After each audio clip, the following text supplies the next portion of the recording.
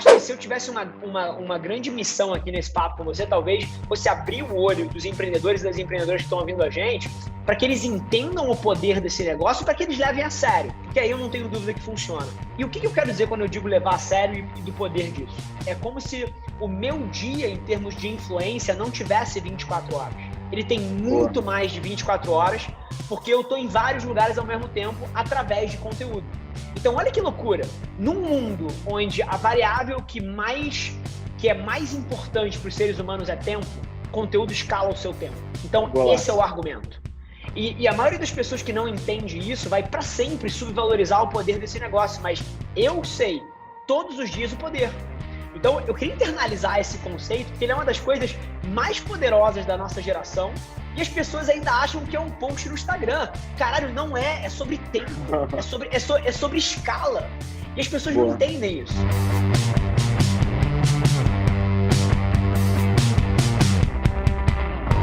Pessoal, estamos hoje com Rafa Velar, CEO da Adventures.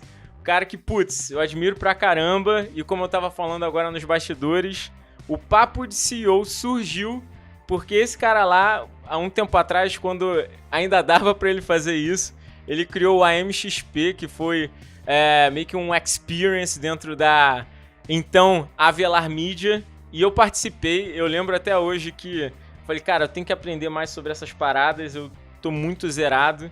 Conteúdo é a parada do momento e ele já tava voando. E aí, basicamente, o maluco me deu uma aula. E se hoje, putz, eu tô entrevistando esse cara, foi por você mesmo, cara, então valeu. Não, incrível, Dario. E, cara, é um prazer. Esse tipo de coisa, quando a vida gira 360 graus e volta para o mesmo ponto e as duas pessoas se encontram, cara, em outro nível, sempre me dá um orgulho e um prazer tremendo. E obrigado pelas palavras. Eu lembro claramente daquele final de semana. E como você disse, puta, conteúdo.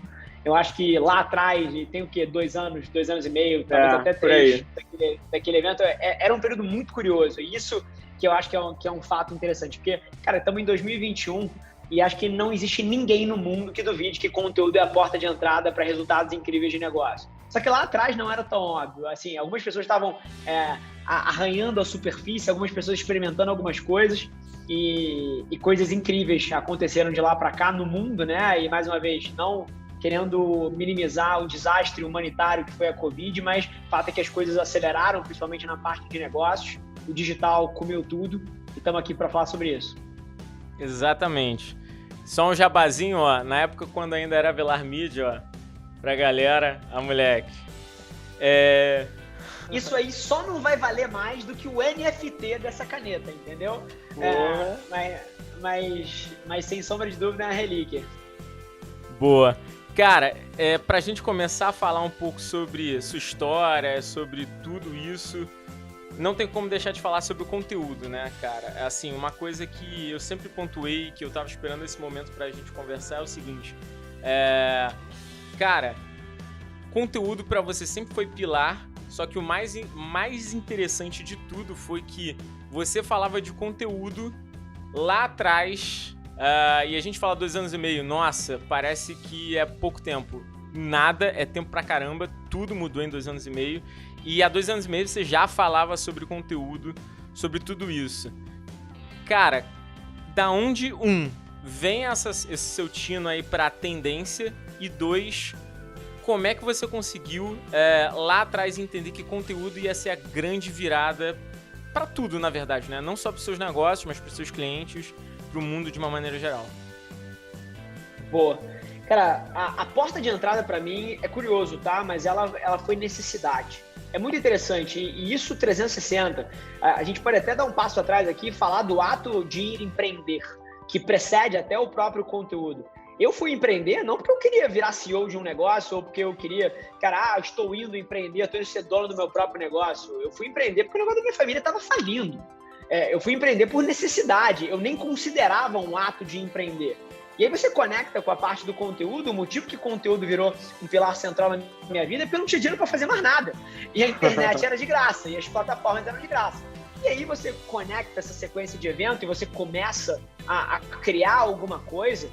E assim, a assim como a academia, você vai para academia durante um mês, você vê um pouquinho de resultado. Você vai para academia durante 2 meses, você vê mais um pouco. Você vai para academia durante 3 meses, caramba, você começa a entrar num shape legal. Então, assim, conteúdo é igualzinho. É um pouco de prática. No começo precisa ter um pouco de fé, porque os músculos não aparecem na largada e você precisa ficar bom.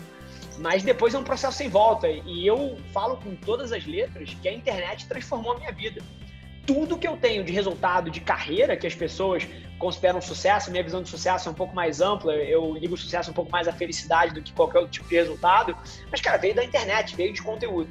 Então, do meu lado, começou por necessidade, por falta de opção. No caso muito específico, na empresa da minha família, onde eu comecei empreendendo, a gente não tinha dinheiro para outras estratégias e o resto é história. Cara, golaço. Uma coisa que, para mim, fez muito sentido e que você fala bastante é que, cara, conteúdo é livre. Para você poder fazer conteúdo, basta você consumir conteúdo. E, cara, tem que começar. Uma coisa que quando a gente começa... Eu, particularmente, estou engateando ainda nisso. Mas uma coisa que me movimenta, me dá muita força de vontade para continuar é o seguinte. Eu pego o teu Instagram ou o Instagram, sei lá, de vários outros e eu vou lá embaixo, velho. Lá embaixo. E aí você vê como é que todo mundo começa, sabe? E eu vi muito isso. Você falou isso já anteriormente, você fala e até hoje dá pra ver lá. Que tipo assim, ninguém começa hypado, né? Ninguém começa lá no alto. Então é muito força de vontade, resiliência. Então uma coisa que no final do dia eu peguei muito conteúdo teu, cara. Pra caralho, assim, pra caralho. Talvez você tá na minhas top 3 fontes de conteúdo. Sobre microconteúdo. Eu falo muito com a Antônia que tá escutando a gente que, putz, cara, a chave é cria o conteúdo macro, gera microconteúdo, você consegue explorar bastante isso. Mas, cara, resiliência no final, pra mim, é, cara, do caralho, é uma parada que você fala e é muito verdade. Sem sombra de dúvida. E aqui tangibilizando um pouco isso, o João que tá no call aqui também gravando, mais uma vez pra gente usar esse conteúdo maior e transformar ele em micromomentos. Cara, o João inventava pergunta pro meu programa de YouTube. Porque eu tinha 3 inscritos no canal, eu queria lançar um programa de perguntas e respostas para dividir com o mundo a minha visão de empreendedorismo, e não é que ele inventava, mas ele pedia para os amigos perguntarem, tipo, cara, pelo amor de Deus, Ana, pelo amor de Deus, ô Joaquim, cara, manda umas perguntas lá pro programa, porque, puta, eu gravo agora na quinta e não tem pergunta nenhuma. É desse nível. E mais uma vez, e aí você faz 1, 2, 3 vezes, se você tem algo relevante para falar, as pessoas começam a te ouvir, aí você passa a ter 17 inscritos. E aí, esses 17 inscritos te deixam um comentário e você vai lá e responde com um vídeo ou responde com uma puta de uma mensagem agradecendo. Esses 17 agora falaram para outros 40 de você, e agora você tem 40. E agora você tem 3 perguntas genuínas. E aí você vai lá e você se dedica e você responde. Então, cara, assim, ninguém começa com 1 milhão de seguidores. E pouquíssimas pessoas precisam de 1 milhão de seguidores. Agora, a grande sacada que eu sempre tive a humildade de ter é que eu valorizava cada um. Eu valorizava o Dario quando eu tinha 1.000 seguidores, eu já respondia a ele e já trocava ideia. E isso faz você poder chegar aos 100 mil, aos 500 mil e a 1 milhão. Então, essa visão, essa é a grande arrogância que as pessoas têm. É muito louco para mim olhar e as pessoas quererem começar gigantes ou acharem ridículo terem 7 seguidores. É com 7 mesmo. E só merece chegar a 1 milhão quem aguenta os 17 tapas na cara que você vai tomar ao longo dos anos. Então, é super curioso.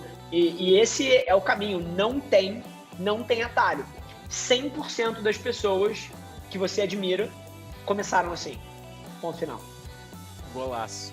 E nessa estratégia, cara, eu queria que vocês explorassem um pouco aqui para todo mundo que escuta a gente. O nosso público, ele é muito dividido. 50% empreendedorzaço que tá começando, e 50% já é o cara que tá mais rampado, assim. Ele já tem uma empresa, alguns funcionários, 30, 40, 50 funcionários, mas é o cara que ele tá um pouco desligado, né? Ele quer se sintonizar de novo.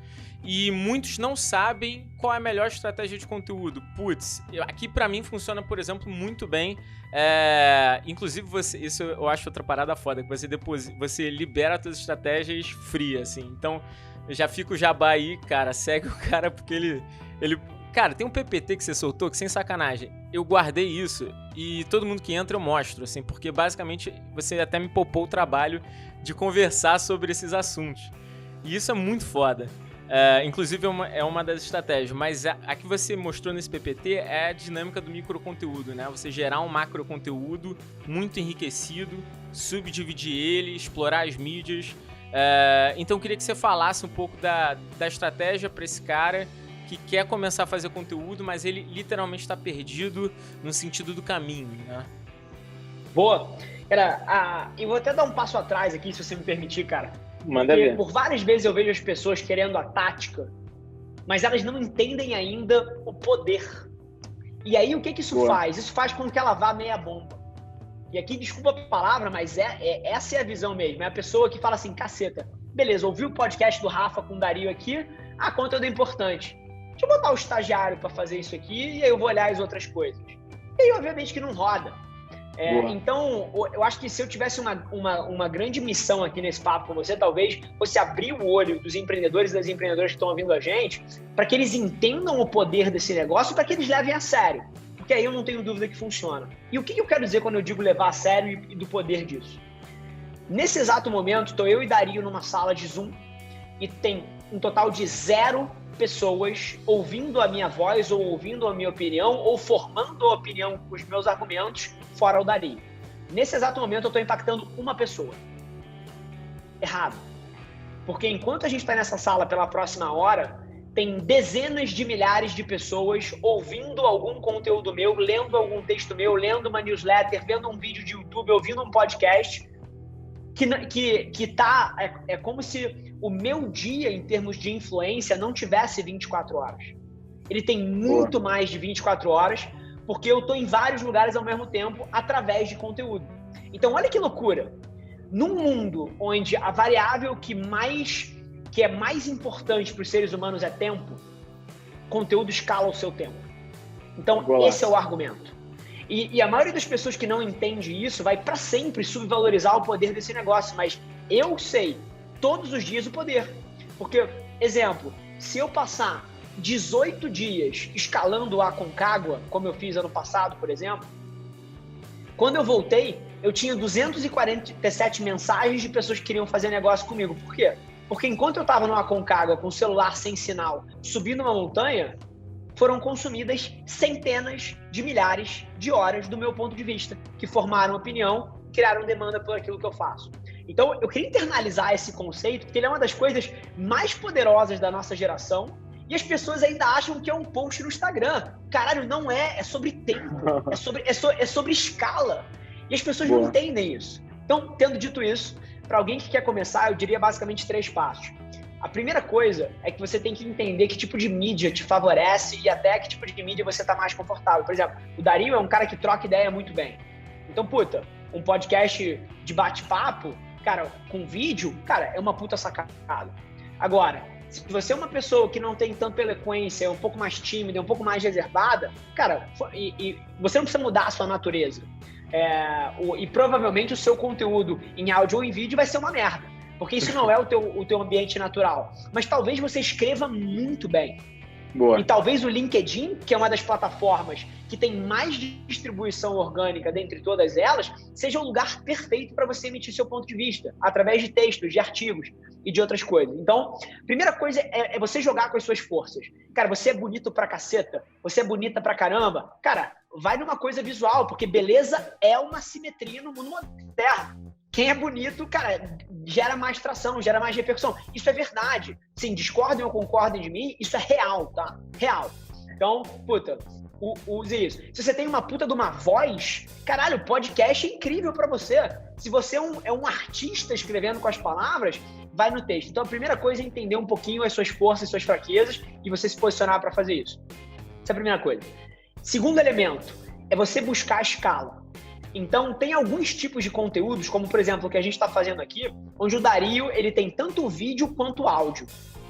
E o que ele pode fazer com isso? Ele pode pegar o podcast e lançar nas plataformas, ele pode pegar o vídeo inteiro e lançar no YouTube, ele pode pegar micromomentos e botar em todas as plataformas de vídeo, e ele ainda pode botar um redator para ouvir esse papo inteiro e criar uma peça escrita que vai para todos os lugares. Então, você priorizar o seu tempo em conteúdos que escalem, que você possa reaproveitar ele de várias maneiras nativamente em cada plataforma, é uma baita de uma estratégia. E a terceira coisa que eu diria vem de uma tese minha, que é o melhor livro já escrito ou a melhor música já composta nunca foi ouvida ou lida por ninguém, porque não ganhou distribuição o suficiente. Eu acho que um grande erro das pessoas é produzir um conteúdo incrível, mas não dedicar a mesma quantidade de tempo promovendo ou distribuindo essa peça ou essas peças. Então, eu não subvalorizaria o lado da distribuição. Então, se você vai distribuir isso através de campanhas de mídia, investindo no Facebook, investindo no Google, para levar essa mensagem para mais pessoas, se você vai distribuir isso através de uma lista de e-mail, se você vai distribuir isso, foda-se, com um cartaz na Faria Lima dizendo escaneia meu QR Code e ouve meu podcast.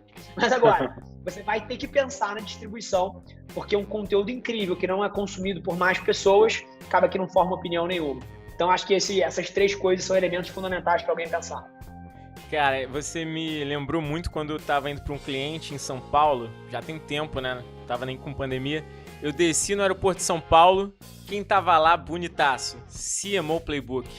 Eu falei, caraca, o maluco é muito sagaz, né? Tipo assim, um cara extremamente digital, extremamente conectado, mas tipo... E aí, cara, meu público passa por aqui todo dia, por que eu não vou estar aqui, né? Eu não posso ser o cara... que só porque sou digitalmente um influenciador digital, né, eu vou me dar o luxo de não entender que existem diversos canais de distribuição, né? E, pô, você mandou benzaço. 100%. E aqui, você vai ver que eu mandei 10 vezes melhor do que você acha que eu mandei, tá? Sem arrogância nenhuma. Porque uma outra coisa que as pessoas não percebem do conteúdo é que, por várias vezes, as maiores oportunidades da sua vida só exigem tempo de você. Então, o que aconteceu nesse deal do aeroporto, por exemplo, dando os bastidores aqui? Uma empresa uma empresa de mídia aeroportuária queria me contratar como advisor. Então, queria me pagar para eu sentar num board, num conselho, alguma coisa para ajudar eles a se reinventarem. Eu falei, o dinheiro para mim era irrelevante perto do que a Adventures faz, etc., perto do que a Velar fazia, era pouca grana, mas eu falei assim, olha só, vocês têm uma coisa que eu quero, vocês têm mídia. Então vamos fazer o seguinte, cara, eu vou trocar um pouco das minhas horas no mês para aconselhar vocês do que eu acho que vocês deveriam fazer, e em troca disso vocês vão me dar a exposição de mídia, fechado? Fechado. Eu passava 2-3 horas por mês num board deles aconselhando alguns movimentos. Em troca disso, eles me deram centenas de horas de mídia no aeroporto. Então, a única coisa que aquele conteúdo brilhante, que gerou uma repercussão tremenda, me custou, foi que eu trabalhasse 3 horas a mais por mês para dar o meu ponto de vista. Detalhe, coisa que eu faço de graça todos os dias. Então, só para contar um pouco da história por trás, porque várias das oportunidades que as pessoas querem, às vezes só exigem que ela assista um pouquinho menos de Netflix e dedique 2 horas a mais, 3 horas a mais. Seja para trocar o tempo delas. E nem tudo precisa ser uma mídia aeroportuária. Se você é bom de business, se você é bom de contabilidade, se você é bom de advocacia, e se você oferecesse 3 horas por mês do teu serviço para um puta um puta influenciador ou uma influenciadora gigante, em troca dela te postar falando do seu serviço? Essa é a versão 2.0 do meu deal de mídia de aeroporto. E se o Dario aqui, cara que é um puta de um consultor e tem uma empresa de tecnologia, oferecesse para construir para a Anitta o app dela de graça em troca dela divulgar a YourDev? Cara, esse tipo de coisa, por várias vezes a gente tá cego e a gente precisa vender o nosso serviço ou eu preciso pagar pela mídia. Cara, os melhores negócios que eu já fiz na minha vida não envolviam transações monetárias. É basicamente você encaixar a necessidade de um lado com a dos outros, encontrar um lugar comum, e isso cria oportunidades tremendas. Boa, eu tô sentindo o cheiro de um deal. Olha que eu topo, hein, cara. Será que dá pra gente evoluir nessa? Essa daí o Nubank já captou, entendeu? Tem o Medina, pô, tem jogo, tamo aí, cara. Tamo aí. Cara, agora falando bem sobre Adventures, né? Cara, explica pro pessoal o que é Adventures, quem são os clientes que você atua e basicamente o que você fornece para esses players. Adventures, ela nasce de uma visão que eu tive 4 anos atrás. Para quem não conhece um pouquinho da minha história, com 23 anos eu saí da faculdade, entrei no negócio da minha família, que era uma empresa super pequena, tinha 6, 7, 8 funcionários ou funcionárias, faturava 2, 3 milhões de reais por ano, e de 2014 até 2018, nesses 5 anos, eu levei a empresa, cara, de 2, 3 milhões para 30, 40 milhões de faturamento nas costas de uma máquina de marketing que eu montei. Essa é a verdade. E ali nasceu uma tese minha de que era, cara, se eu construir uma máquina moderna de marketing poderosa o suficiente, eu vou poder acelerar negócios através dela. E a Cria nasceu assim. Eu vi uma oportunidade de educação, usei a minha máquina moderna de marketing e tecnologia para acelerar a Cria bombou. Então lá atrás eu entendi que se eu tivesse essa plataforma, eu poderia acelerar negócios através dela. E hoje em dia, o que a Adventures faz? Exatamente isso. Então a gente trabalha com empresas como TikTok, John Deere, Tinder, Stone, Hasbro, Disney, acelerando negócios dessas grandes marcas. Só que basicamente o que a gente entendeu nesse meio tempo também é que a gente poderia colocar essa nossa plataforma moderna de aceleração não só a serviço dessas grandes marcas, mas como a serviço de empresas nossas também. A Cria foi a primeira delas. E ao longo dos próximos 2 anos, vocês vão ver dezenas de empresas que a gente vai comprar, vai passar pela nossa máquina de marketing para acelerar e ajudar elas a crescerem em velocidades que elas jamais alcançariam se elas estivessem sozinhas. Então isso é Adventures. Adventures vem da junção das palavras advertising e ventures. Então tem a ver com você usar essa plataforma de marketing, que é o advertising, para tomada de risco de capital. Então basicamente essa é a tese da empresa, essa é a junção.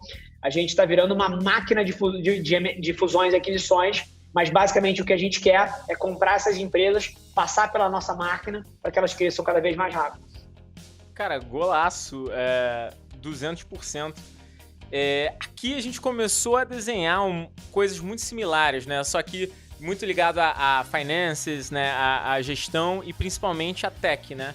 Então a gente começou a olhar um pouco para esse patamar aí, que a gente poderia fazer o que a gente fazia nos clientes para negócios próprios. Então a gente está começando a respirar algumas coisas aí. Uma das primeiras foi a Patrimóvel, que é uma grandíssima empresa do setor imobiliário aqui do Rio de Janeiro, e a gente tem hoje participação nela no sentido de melhorar a dinâmica de gestão. Normalmente a gente acaba olhando muito nesse viés para empresas que são PMEs e que precisam alavancar.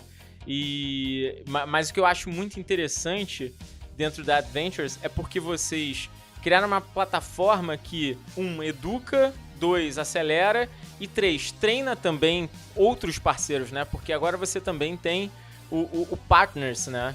Que nada mais é do que uma baita de uma escola para um monte de... Cara, com todo respeito, assim, mas você vai concordar comigo. Mas, cara, a maioria das agências do Brasil são uma merda. Assim, são muito ruins. É muito ruim. No nível... Cara, eu sempre tive... assim... nervoso em contratar a agência, entrar num cliente e ver a agência, porque eles faziam muita cagada, sabe? E eu acho que isso é um caminho muito, muito interessante, sabe? De você poder passar. E aí, comenta um pouco aí do Partners, diz um pouco como é que surgiu essa ideia, como é que tá o estado. Boa! E a sua visão é perfeita, e eu concordo 1000% com ela. 99,9% das agências de marketing digital brasileiras são um lixo. E aqui tem uma coisa que é super interessante, porque por várias vezes o empreendedor ou a empreendedora são pessoas incríveis, mas trabalhar com marketing e indústria de serviço é um dos negócios mais difíceis do planeta Terra. Se você pudesse escolher, os 2 negócios mais difíceis do mundo são trabalhar como agência e marketplace. São os 2 negócios mais difíceis. São os 2 negócios mais difíceis do mundo. E aqui, assim, mais uma vez, a gente teve muito sucesso nesse processo por causa de investimento em tecnologia, em processos e uma série de coisas que permitiram a gente criar um processo muito mais confiável e replicável para alavancar os resultados dos nossos clientes. E aí, muito do que a gente montou aqui na Adventures é essa plataforma que você citou. Então você tem desde, cara, de uma plataforma de educação que educa as pessoas em profissões de marketing e tecnologia e prepara elas para o mercado de trabalho. Quando você quer começar a empreender, se você já tem uma pequena empresa de marketing, você pode entrar no programa de Partners, que é basicamente um programa de certificação de agências parceiras que usam a nossa metodologia, a nossa tecnologia e os nossos processos para atender os clientes que elas servem. Se você já é uma empresa maior, uma grande marca, como essas que eu citei anteriormente, aí você trabalha direto com a Adventures. E aí tem o passo número 4, que são as nossas próprias marcas, né? Então, se você para pensar, você vai desde o indivíduo que está se educando até o empreendedor pequeno e médio que precisa da nossa tecnologia, processos e metodologia para fazer um trabalho muito bem feito para os seus clientes. Você tem marcas muito grandes que trabalham direto com a gente e você tem marcas que são nossas de fato. Então, se você para pensar, é de fato uma plataforma que consegue atender ao espectro inteiro de mercado. Sobre o Partners especificamente, ele é um negócio, assim, para quem não conhece tanto, e acho que não vamos ter tempo aqui de explicar cada vírgula da nuance, mas ele é basicamente o que a XP Investimentos fez com o mercado de agente autônomo. A XP, ela tinha uma plataforma incrível, ela tinha os clientes, ela precisava criar uma maneira de atender eles de forma hiperlocal, onde quer que eles estivessem, com proximidade, com qualidade, e aí ela criou o programa de agente autônomo. É exatamente o que a gente fez aqui. Golaço. Uma das coisas que você fala muito na Adventures e que eu acho que acaba vindo muito da Avelar Media, acho que da tua história como um todo, é o partnership, né? Você levanta muito essa bandeira, inclusive não posso deixar de falar do teu sócio, Gerard, que deu aula pra mim. O cara, sem sacanagem, teu irmão é sinistro. Poucas vezes eu vejo pessoas tão fora da curva como ele. E, pô, eu sou consultor, ele vem desse segmento. E o cara realmente é foda. Sabe o que não é você...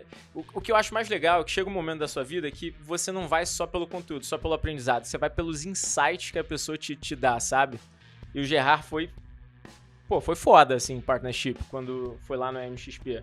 Pra mim foi o ponto alto. E esse casamento aí de vocês dois, eu acho que é sensacional e vocês acabaram trazendo uma dinâmica de partnership extremamente diferenciada no mercado como um todo. E eu queria que você comentasse um pouco sobre o partnership. Pô, aqui eu acho que tem duas coisas que são hiper relevantes da gente conversar. Primeiro, que pelo fato de eu ser essa pessoa que é o porta-voz, que produz conteúdo, as pessoas às vezes nem sabem que o Gerard existe. E o Gerard, que o Dario tá falando aqui, ele é o meu irmão, ele é, cara, cofundador da Adventures comigo. E ele é a razão que tudo que a gente tem aqui para de pé. O Gerard tem um papel incrível no sucesso dos nossos negócios, porque basicamente a gente sempre teve uma divisão muito homogênea do trabalho e do papel. Então eu sou o cara para fora, ele é o cara para dentro. Então, e aqui nesse aspecto específico da partnership, e ele tem um mérito incrível nesse processo todo. Para quem não conhece o que é uma partnership é uma empresa onde a empresa é dois melhores talentos que tem dentro da casa. Então, ao invés da empresa ser de um dono, ela é de vários donos que são os sócios executivos da empresa. E aqui, pra vocês terem uma ideia, a gente tem 25, a gente tem 330, 340 pessoas na empresa hoje em dia, a gente tem 25 sócias e sócios aqui hoje em dia. E o principal aprendizado que eu queria deixar para todo mundo sobre o poder desse conceito tem tudo a ver, inclusive, com a minha história. Porque final de 2018, quando eu saí da empresa da família, eu tinha uma pulga atrás da orelha incrível, porque eu era o número 2 da empresa. E quase que num exercício fútil e imbecil de um moleque jovem, confuso, eu falei assim, cara, o próximo negócio que eu abrir é meu. Essa porra é minha, vai ter o meu nome na porta, foda-se tudo, esse é o meu momento de brilhar. O nome da empresa, Avelar, meu nome na porta. Muito rápido nessa trajetória, eu percebi que o que eu mais valorizava não era o holofote. Que o que eu mais valorizava não era ter a minha cara e o meu nome estampado na porra toda. O que eu mais valorizava era trabalhar do lado de pessoas incríveis, que eram melhores do que eu, que me inspiravam e que me desafiavam todos os dias. E é aí que nasce um pouco do conceito da partnership, porque se você não distribui riqueza, se você não distribui um pouco do bolo para essas pessoas, elas vão embora. Porque elas são incríveis e elas podem fazer o que elas estão fazendo em qualquer lugar do mundo. E por mais que elas gostem de você, que elas admirem, que elas confiem na visão, existem outras pessoas incríveis aí fora que talvez estejam dispostas a dividir um pouco mais do bolo. E uma partnership bem gerenciada é a coisa mais generosa que você pode fazer dentro de um negócio. Agora, eu não sou uma ONG. Eu não quero distribuir dinheiro por distribuir dinheiro. Boa. A grande sacada da partnership é porque o ROI dela é incrível. À medida que você divide o bolo com as pessoas que mais somam no teu negócio, você cresce o bolo. Então, ao invés de você ser dono de 100% de um negócio minúsculo, você é dono de 15%, de 20%, de 30% de um negócio gigantesco, com sócios incríveis, que matam e morrem pelaquela empresa, e isso aumenta o seu potencial, isso aumenta, cara, o tamanho do sonho. Então, isso é uma coisa que eu queria que todo mundo lembrasse, porque, inclusive, fala muito com a nossa história, porque ao longo do tempo, a partnership foi crescendo, a partnership foi ficando tão incrível que começou a me incomodar a porra do nome na porta. Porque todo dia eu acordava e olhava para dentro da empresa e falava assim, essa empresa é nossa, isso aqui é seu, cadê a atitude de dono? Cadê a mentalidade de fundador? Cadê, cara, você pegando a porra do lixo do chão e lavando a merda do prato e se preocupando com os mínimos detalhes disso daqui? Só que ainda tinha o nome de alguém na porta. Então, o conceito todo na partnership evoluiu tanto e foi tão crucial para nossa história que chegou um ponto que eu falei, cara, tem que tirar essa porra desse nome da porta, isso aqui não faz mais sentido. Porque essa empresa é de todos nós, não é só do Rafa. O Rafa pode ter começado lá atrás, mas hoje em dia isso aqui é de todo mundo. Então, até conecta com a mudança da marca para Adventures, que tira o meu nome da porta e aterriza muito melhor uma coisa que a gente já acreditava aqui dentro, que é que essa empresa não é minha.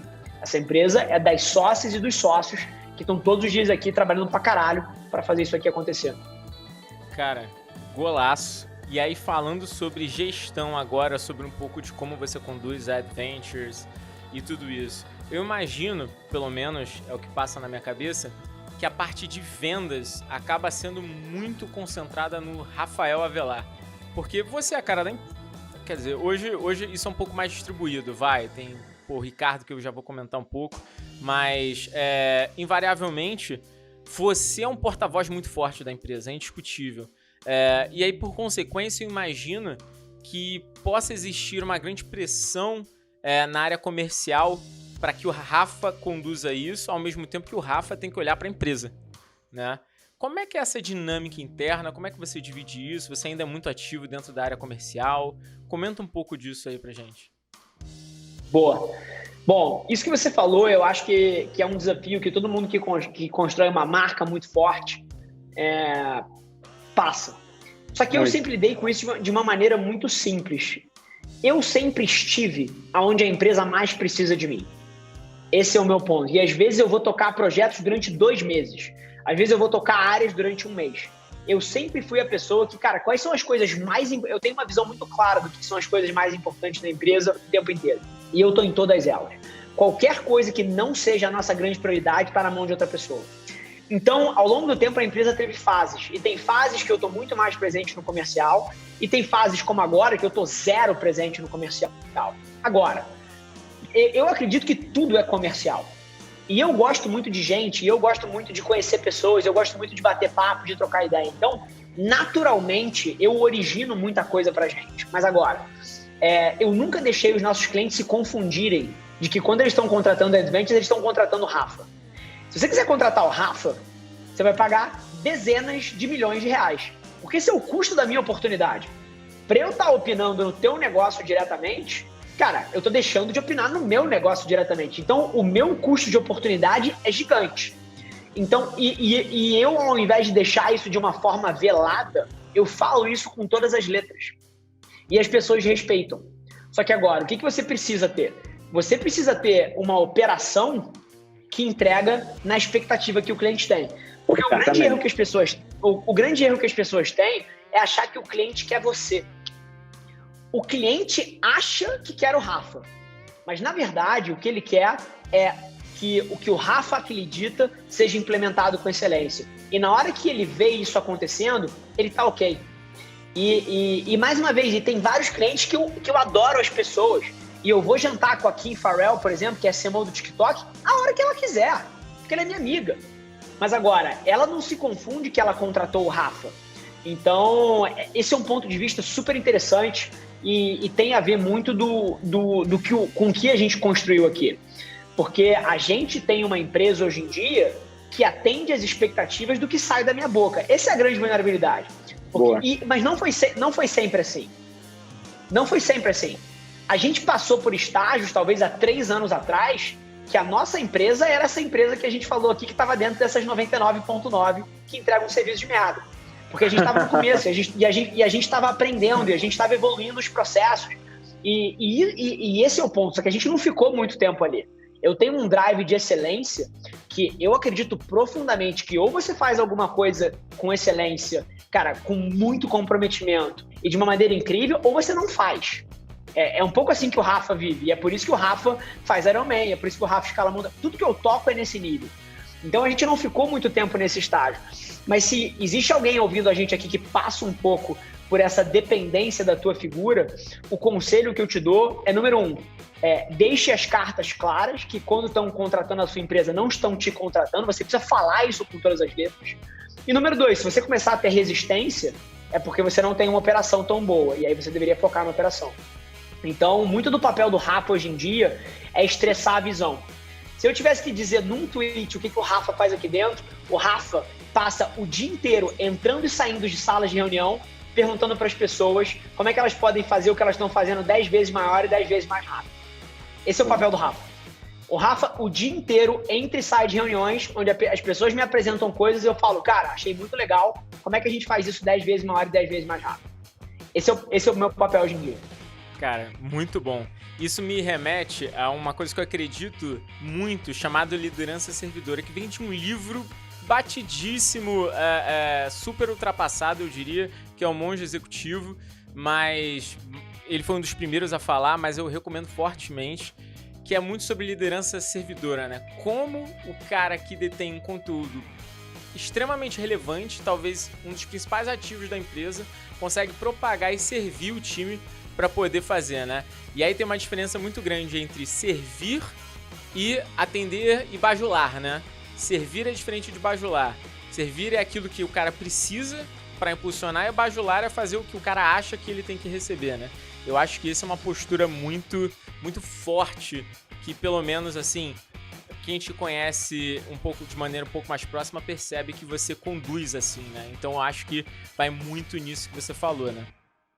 Sem dúvida. E aqui tem uma coisa, eu acredito que o papel de um líder é alcançar metas muito ambiciosas através da sua equipe. Esse é o papel do líder. E por várias vezes a sua equipe vai ter problemas e vai ter dúvidas. E o papel do CEO é se concentrar nos poucos problemas que são dificílimos e ajudar as suas equipes a passarem por eles de maneira sequencial. E que isso no curto prazo. E no longo prazo, essa solução constante de problemas dificílimos e que você tem que estar na linha de frente com o seu time ajudando a resolver, ela leva a um produto final que é você construir o seu negócio do futuro, que vai provavelmente inutilizar o seu negócio do passado. Então, aqui no nosso caso em específico, todas as áreas que você citou do que a gente construiu recentemente, principalmente as nossas marcas próprias, talvez elas coloquem em questionamento os modelos do passado. E essa é a evolução que qualquer empresa tem.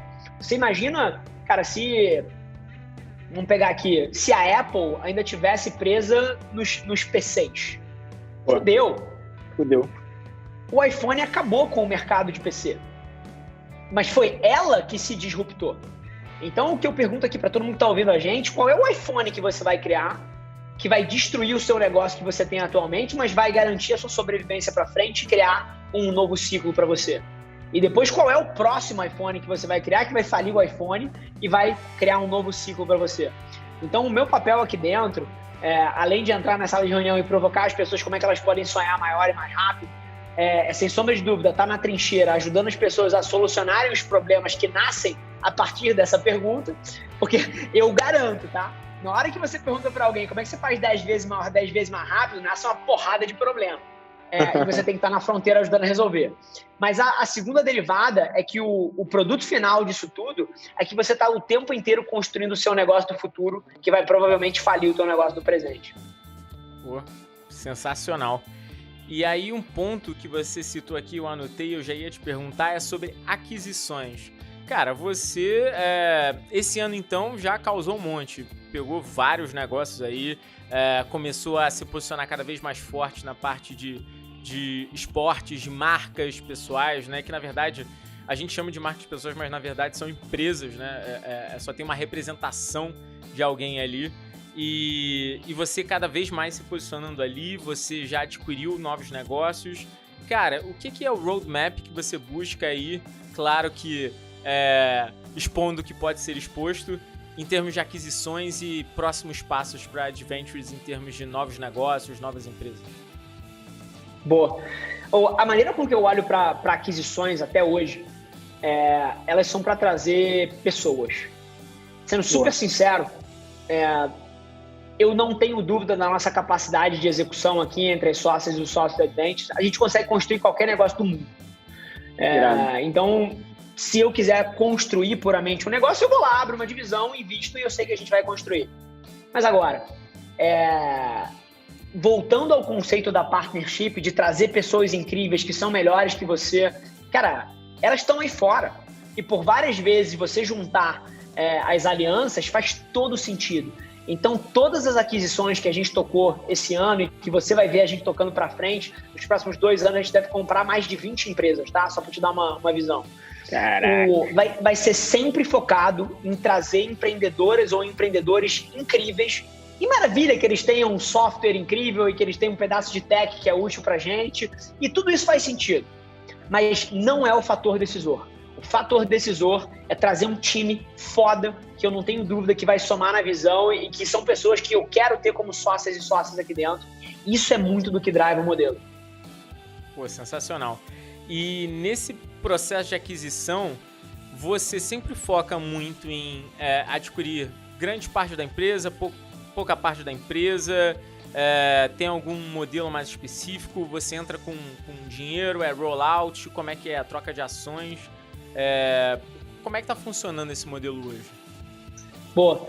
Cara, todos os modelos são viáveis e a gente já fez todos, tá? Cada negócio faz sentido de uma forma. Agora, tem basicamente 2 casos um pouco mais clássicos. Ou a gente investe na empresa, e a gente tem alguns investimentos. A Winning, por exemplo, é um investimento nosso, que é uma empresa de inteligência artificial incrível para insights de vídeo e de criadores de conteúdo. E aí, a gente não incorporou a empresa, basicamente um investimento. Eu nem sabia que vocês estavam na Winning. Cara, que golaço, o Winning é foda pra caralho, mandaram muito bem. E tem algumas outras, mas enfim, isso aí são processos onde a gente só quer estar perto do empreendedor ou da empreendedora. E tem outros processos que aí não faz sentido, porque a gente quer ter a pessoa aqui full time e aí, de fato, a aquisição completa.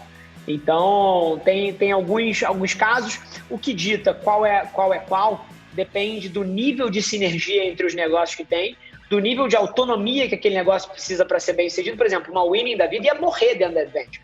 Ela precisa estar fora. Agora, tem outros negócios que aqui dentro, full time, vão ser hiperpotencializados, como é o caso da GoForward, que administra a carreira de uma série de celebridades, talentos. Você citou o Medina aí, o Medina é um deles. E aí faz todo sentido estar aqui dentro, porque tem uma puta sinergia 100% com o negócio. Então, basicamente, o que dita é o que faz sentido para que aquela empresa acelere. Se para ela acelerar é mais fácil ela estar fora, que ela fique fora. Se para ela acelerar é mais fácil que ela esteja dentro, aí a gente incorpora 100%. Boa. Chegando aqui um pouco no final do nosso papo, eu separei 2 perguntas aqui que, na verdade, surgiram durante várias conversas, inclusive em outros papos, até mesmo com o Felipe, eu sei que ele é teu parceiro da oficina, uma galera veio aqui, até o Amuri também a gente acabou batendo um papo sobre isso, e são 2 perguntas que eu acabei reservando para você. A primeira cara, mídia ficando muito cara, o negócio digital tá, já começando a se modificar bastante em termos de Brasil, né? No exterior isso já tá acontecendo, mas aqui a gente ainda tá respirando essa nova frente de mídia ficando cada vez mais cara. E aí eu te pergunto, cara, como é que resolve? Qual é o gatilho que a gente tem que ter? Qual insight aí o Rafa pode dar pra galera que tá escutando a gente? Boa. Essa pergunta é absolutamente incrível, tá? E para responder ela, existem vídeos de 3, 4 anos atrás meus que responderiam essa pergunta 100%, iam causar uma dor de cotovelo incrível em todo mundo que estivesse ouvindo. Mas o que as pessoas veriam nesses vídeos 3, 4 anos atrás meus? Basicamente eu falando que isso ia acontecer. Porque isso é padrão. Isso aconteceu 10 vezes na história já. Toda vez que você tem um novo canal de mídia, um novo grande formato ou alguma grande transição, a mídia naquele novo lugar está sempre muito barata. E aquilo cria uma oportunidade tremenda para você construir negócios de uma forma que não era para ser possível fazer aquilo. O que a gente fez com Adventures, por exemplo, nos últimos anos, não era para ser possível. É a definição de uma arbitragem. Quase que não é justo que isso exista. Só que o que é? Isso é um momento no tempo onde algum tipo de formato ou de mídia está barato demais para você construir um negócio nas costas disso. Então, eu lembro de momentos icônicos de eu falando, galera, aproveitem agora, porque é a hora que o CPM do Facebook, ao invés de estar R$2, estiver 20, não vai ser mais tão divertido. E aqui, quem vai poder jogar esse jogo? As grandes empresas. E elas vão sufocar todos os pequenos, porque é a hora que a Coca-Cola, que a Ambev, que a P&G, que o TikTok, que a Samsung pegam 1 bi de mídia que eles botavam na TV Globo ou em outros canais e botam na porra do Facebook, do Instagram, do TikTok, do LinkedIn, cara, o teu CPM aumentou 100 vezes. Fudeu. E o teu custo por lead, que era de 30 centavos, agora virou R$17. Acabou. Você não consegue jogar esse jogo. E é o que existe na televisão hoje em dia. Existe algum negócio pequeno e médio que consegue anunciar na televisão? Não, dificilmente. Existe. E isso é exatamente o que vai acontecer no digital nos próximos 2, 3 anos. E agora, qual é a oportunidade? É porque sempre tem um próximo. Sempre tem uma nova fronteira. Qual é? Nesse exato momento, cara, coisas que eu acredito que são desproporcionalmente poderosas. Cara, mídia orgânica nas plataformas emergentes, então nesse exato momento do tempo, onde eu acho que estão as grandes oportunidades? Spotify ou as mídias de áudio, cara, TikTok e LinkedIn. Isso é pelos próximos 2 anos. Daqui a 2 anos, cara, a gente não tem como prever onde vão estar as oportunidades, mas vão existir outras coisas. Eu tenho uma puta aposta em NFTs, por exemplo. E nas estratégias todas cercadas em cima de ativos digitais que são virais por natureza, por causa do bloco. E eu acho que os negócios vão construir estratégias incríveis de crescimento nas costas de NFT, tá? E aqui eu não estou falando de arte digital, não é você vender o seu quadro. São estratégias de fato de lealdade, de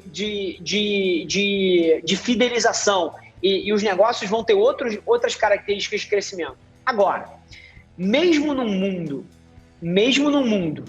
onde o CPM da mídia paga é tão caro, ou outras estratégias se tornem saturadas, você pode ter certeza que existe sempre oportunidade para quem construir conteúdo relevante e começar pequeno e der excesso de atenção para o seu público. Então, se você é uma padaria, cara, na esquina da Faria Lima, cara, todo consumidor que entrar ali, cara, que você dê um bom dia bem feito, que na hora que ele comenta na sua foto, você responde, e você começa pequeno, e você constrói uma comunidade, e você nunca vai precisar fazer mídia para ela, porque ela é engajada por natureza na sua causa. Então, eu acredito que o futuro está indo para um lugar onde as grandes empresas vão dominar o panorama de mídia paga, mas os pequenos negócios vão ter uma vantagem competitiva incrível através de coisas como NFT e construção de comunidade. Então, eu acho que daqui a 4, 5 anos a gente vai olhar para esse vídeo e falar assim, ahá, aquele momento chegou. Assim como exatamente hoje a gente está olhando para 4 anos atrás e falando assim, ahá, a mídia está ficando cara. Pois é, a gente falou disso lá atrás. Então, e aí daqui a 4 anos vai ter alguma próxima fronteira e alguma próxima fronteira. Então, aqui os negócios pequenos e médios, eles têm sempre uma grande vantagem que eles podem se mover muito mais rápido. E lá na frente, quando o negócio for comunidades e NFTs, você vai ver uma P&G e uma Ambev demorando anos para usar isso. E os pequenos negócios vão surfar essa onda. Então, até que eles entram e dominam tudo. E aí, qual é o próximo? Então, essa é uma dinâmica que já aconteceu dezenas de vezes na nossa história. É só mais uma e a gente tem que estar sempre de olho na fronteira. Golaço, cara. E a última pergunta, para fechar, que é uma dúvida que vários empresários acabam mandando aqui, mandando mensagem, perguntando, que é o seguinte. Cara, empresa de serviço. Difícil pra caramba escalar. Impossível, alguns dizem. E, putz, você é a prova viva que é uma empresa de serviço, né? No seu core. Imagino que você tenha muita tech arrolada, mas empresa de serviço como core, cara, 300 e tantos funcionários, cresceu absurdamente. Um dia você estava numa sala quando a gente foi fazer o MXP, 2 meses depois você já estava em São Paulo. E você falou, olha, eu tô me mudando para São Paulo porque o negócio vai ser game change. E do nada foi game change e mudou tudo. Cara, e aí a pergunta é, como você tá fazendo para escalar isso? Qual é o grande ponto de inflexão para uma empresa de serviços conseguir chegar em um outro patamar? Boa. Cara, essa é uma pergunta incrível, tá? E eu acho que o que a gente vai falar aqui agora vai ser referenciado mais uma vez nos próximos anos. E todas as pessoas que acham que escalar a empresa de serviço é impossível ou é dificílimo vão ser provadas erradas. Eu acho que nos últimos 30 anos foi muito difícil de escalar uma empresa de serviço. Como eu falei antes, um dos negócios mais difíceis do mundo, assim, junto de marketplaces, que é outro também, que é um demônio. E o que mudou? Tecnologia. Porque quando você para pensar nos grandes unicórnios brasileiros, todos eles são empresas de serviço, cara. E obviamente, alguns são empresas de tecnologia pura, mas vários deles são empresas de serviço. A Stone é uma empresa de serviço. A XP é uma empresa de serviço. Boa. Agora, o que eles têm? Eles têm um modelo onde a tecnologia dá um pouco de efeito de plataforma para elas e que torna elas um pouco mais escaláveis, mas no final do dia, a tecnologia permite você padronizar certas coisas que seriam impossíveis lá atrás e para negócios pequenos seriam inacessíveis. Porque há 20 anos atrás, há 30 anos atrás, você codar um software era uma coisa para poucos. Hoje em dia tem muita coisa que você pode fazer com softwares como a Winnie. Olha que loucura. Uma pequena empresa de criatividade, há 10 anos atrás tentando escalar. Fudeu. Hoje em dia, Winnie, cara, já deixa 20 vezes mais fácil. Porque você está usando a transformar dados em insights e todo um processo que exigiria, cara, um controle gigante e uma excelência operacional que é difícil de você ter, um software te traz isso tudo. E aí você começa a ver alguns como a Winnie e você começa a entender que esse tipo de estratégia é o que faz uma XP ser possível, é o que faz uma Stone ser possível. XP e Stone são empresas de serviço em cima de um tech stack bem construído. Então, é exatamente o que a gente tem aqui. E aí, uma vez que você tem um pouco dessa visão, aí o desafio se torna outro. Aí é talento. Porque para você escalar empresas como a Stone e a XP, por exemplo, usando os nossos 2 exemplos, você tem que ter pessoas incríveis. Então, pessoas incríveis com a tecnologia disponível no século XXI, você escala uma empresa de serviço com qualidade, com velocidade, para o mundo inteiro e num período super curto. Só que as pessoas ainda estão presas na narrativa antiga que é empresa de serviço não escala, porra nenhuma, escala sim. Está no século XXI, tecnologia muda tudo. Porra, sensacional, Rafa. Cara, aula pra variar, bom pra caramba conversar contigo, como eu te falei, acho que você é uma baita inspiração para várias pessoas, para muitas, pra gente aqui não é diferente. Acho que você tem uma estrada aí brilhante, o que mais me chama a atenção aí é que, putz, cara, por mais que a gente se conheça aí de corredores e tal, tem muita coisa que eu valorizo aí na tua caminhada, de, putz, começar lá do zero, empresa familiar, porra, quebrada, começar humilde lá, você nem citou aí, mas eu sei onde foi tua primeira empresa, lá do outro lado, lá pegando a Avenida Brasil, que, putz, não é um lugar ali tão simples de viver. E zero simples. E sair pulando para um outro patamar, eu acho que isso é sensacional, é admirável. E aí, queria te pedir uma última coisa, que a gente fez uma parceria com o Lucas da Reserva Inc. E aí ele tá estampando as camisetas, cara, do pessoal que tá vindo aqui. E aí a pergunta que a gente tá fazendo para todo CEO que tá passando aqui é: se você pudesse vestir uma camisa todo dia, o que estaria escrito nela? Garra.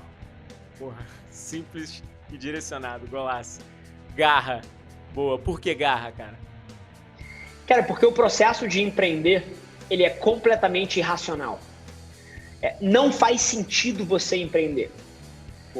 Do ponto de vista emocional, do ponto de vista do que você abre mão para fazer isso aqui. E a única forma de você chegar onde você queria quando você começou é sendo resiliente, é não desistindo e é tendo garra. Empreender é um ato que não faz sentido.